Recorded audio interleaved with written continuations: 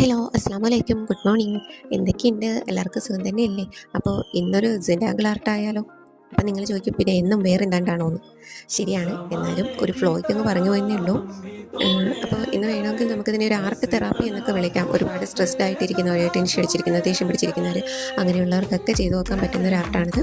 ദേഷ്യം പിടിച്ചിരിക്കുന്ന സമയത്ത് പടം വരെ പോലെ പഴയെന്ന് ചോദിക്കുന്നവരുണ്ടാകും. എന്നാലും നമ്മുടെ മനസ്സിനെ ഒന്ന് കാമാക്കി വെക്കാനായിട്ട് ഈ ഒരു ആർട്ട് നമ്മളെ ഒരുപാട് ഹെൽപ്പ് ചെയ്യും. അപ്പോൾ എന്തായാലും ഒന്ന് ട്രൈ ചെയ്ത് നോക്കാം.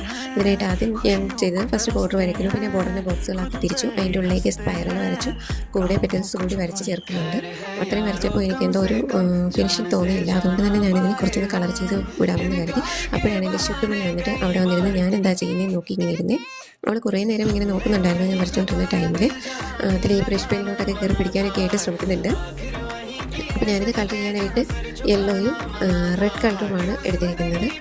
ഫസ്റ്റ് ഞാൻ സ്പൈറൽ യെല്ലോ ആണ് കൊടുത്തിരിക്കുന്നത്, പിന്നെ പെറ്റൽസിലേക്ക് റെഡും കൊടുത്തു. പിന്നെ അതിൻ്റെ ഒഴിഞ്ഞിടുന്ന ഈ ബാക്ക്ഗ്രൗണ്ട് ഞാൻ ഡാർക്ക് ബ്ലൂ കൊണ്ടാണ് കളർ ചെയ്തിരിക്കുന്നത്. ഞാൻ ശരിക്കും ഈ ഒരു ഡിസൈൻ പിൻട്രസ്റ്റിൽ കണ്ടിട്ടാണ് വരച്ച് നോക്കിയത്.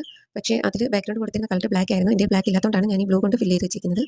എങ്ങനെയുണ്ട്? ഇഷ്ടമായ ലൈക്ക് ചെയ്യുക, ഷെയർ ചെയ്യുക, സപ്പോർട്ട് ചെയ്യുക. കൂടാതെ നിങ്ങളുടെ ഫ്രണ്ട് കമൻറ്റ് രേഖപ്പെടുത്തുക. അപ്പോൾ മറ്റൊരു വീഡിയോ ആയിട്ട് വീണ്ടും വരാം. Okay, by.